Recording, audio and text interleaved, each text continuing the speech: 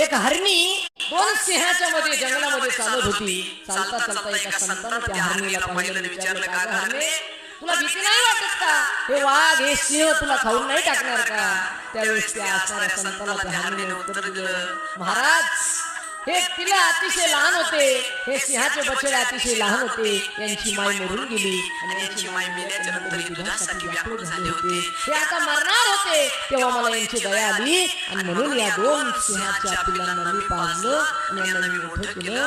आता सगळ्या जंगलामध्ये या सिंहांनी सांगितलंय, सगळ्यांना सांगतो, आमच्या आईकडे तुम्ही वाईट नजर करून पाहायचं नाही. त्या हरणीला त्या सिंहाची मदत केली आणि हा सगळा प्रसंग त्या हरणीला त्या संताला सांगितलं.